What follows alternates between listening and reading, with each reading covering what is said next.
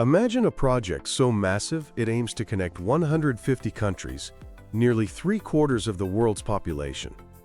It's not a single bridge or a railway, but a sprawling web of infrastructure designed to rewrite the rules of global trade. This is China's Belt and Road Initiative, the new Silk Road.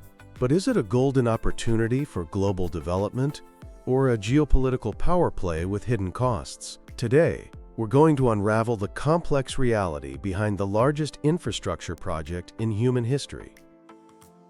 Launched in 2013 by President Xi Jinping, the Belt and Road Initiative, or BRI, is a modern revival of the ancient Silk Road. It has two main arms. First, the Silk Road Economic Belt, a network of land routes, railways, and pipelines. Second, the 21st Century Maritime Silk Road, a chain of seaports connecting China to Southeast Asia, Africa, and Europe. The official goal? To close the massive infrastructure gap in developing nations. The Asian Development Bank estimates Asia alone needs over $900 billion a year for infrastructure. China stepped in to fill that void. The backbone of this vision is 6 designated economic corridors. Take the China-Pakistan Economic Corridor, or CPEC. Often called the BRI's flagship project, it's a $60 billion plan to link Gwadar Port in Pakistan to Kashgar in China, giving China a direct route to the Arabian Sea. Then there's the new Eurasian Land Bridge, a massive 10,800-kilometer rail link connecting Chinese cities to European hubs like Rotterdam, running through Kazakhstan, Russia, and Germany. These corridors are more than just concrete and steel. They're designed to be arteries for a new era of global connectivity, facilitating the flow of goods, capital, and technology. An initiative of this scale was bound to shake up the global chessboard, and the reactions have been intense. The United States, for instance, views the BRI with increasing alarm, seeing it as a direct challenge to American leadership. The U.S. popularized the term debt trap diplomacy, arguing that China burdens countries with unsustainable loans to seize strategic assets if they default. In response, Washington has launched its own alternatives. First came the Blue Dot Network to certify high-quality projects. More recently, under the G7, it launched the Partnership for Global Infrastructure and Investment, or PGII. The PGII aims to mobilize $600 billion by 2027, framed as a values-driven alternative, emphasizing transparency and environmental standards, relying on private capital rather than state loans. The European Union has a similar strategy called the Global Gateway, aiming to mobilize €300 billion for its own values-driven infrastructure projects. But both the US and EU initiatives face the challenge of competing with the speed of China's state-led model. Then there's Russia. Moscow's relationship with the BRI is a mix of cooperation and competition. Facing Western sanctions, Russia has warmed to the initiative, seeking to align it with its own Eurasian Economic Union. It's a pragmatic partnership to counter Western pressure, but Russia remains wary of becoming the junior partner in China's grand plan. Perhaps the most vocal critic is India.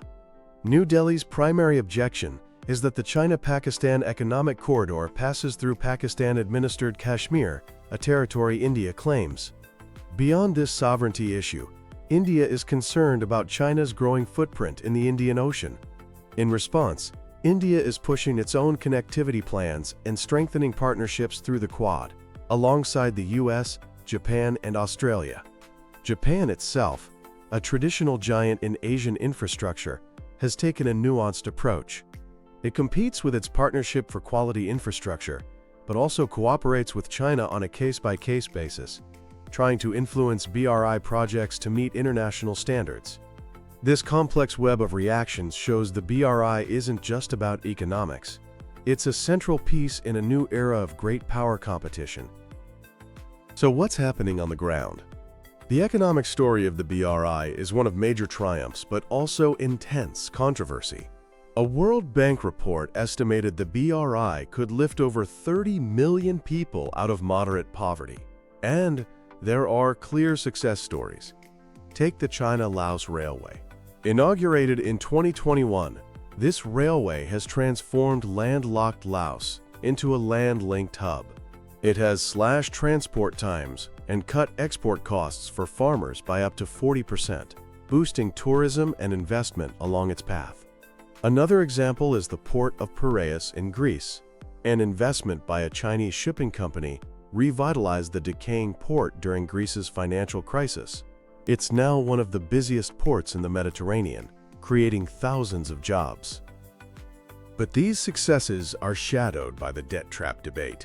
The poster child for this controversy is the Hambantota port in Sri Lanka. The common story is that Sri Lanka, unable to repay Chinese loans, was forced to hand the port over to a Chinese company on a 99-year lease. However, deeper research complicates this narrative.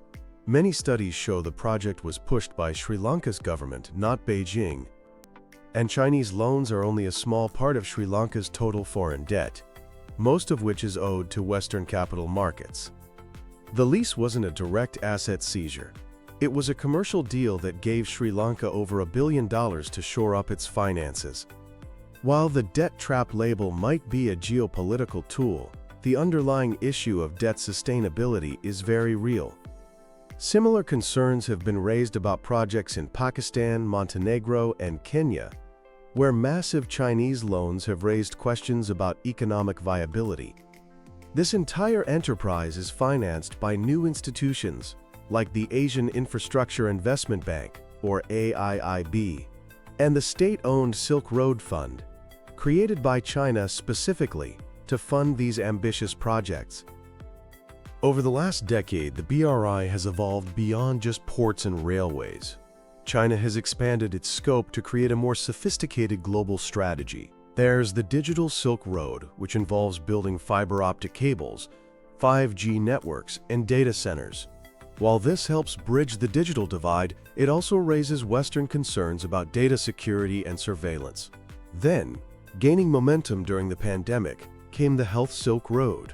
This focuses on public health cooperation, from building hospitals to vaccine diplomacy, positioning China as a key player in global health. And in response to criticism about its environmental record, China has pushed the concept of a Green Silk Road, promoting renewable energy projects and higher environmental standards. But despite these grand visions, the on-the-ground reality can be harsh. Many projects have been criticized for relying on imported Chinese labor, limiting jobs for locals. There have been disturbing reports of forced labor, poor working conditions, and the displacement of communities with little compensation. The environmental toll is also a major concern. Massive dams and railways have been linked to deforestation and habitat loss. And corruption remains a significant challenge, with the vast sums of money creating fertile ground for graft in several partner countries. So what's next for the new Silk Road? After a decade of massive, headline-grabbing projects, the BRI is entering a new phase. President Xi himself has called for a shift towards small and beautiful projects. This means initiatives that are smaller, greener, more sustainable, and less financially risky. This BRI 2.0 is a more pragmatic approach, likely driven by China's own slowing economy and the need to manage the risks exposed in the first decade. The focus is now shifting to sectors like technology, renewable energy, and healthcare. This evolution doesn't signal the end of the Belt and Road. It's a sign of its maturation. The new Silk Road will continue to be a central pillar of China's foreign policy, but it will be more targeted and focused on high-quality engagement. And with competing initiatives like the G7's PGII and the EU's Global Gateway now in play, developing nations have more choices than ever before. This competition could spark a race to the top, pushing all powers to offer better, more transparent, and more sustainable projects. The new Silk Road has already redrawn the map of global infrastructure. As it enters its second decade, its next moves and the world's response will continue to shape the destiny of nations for years to come.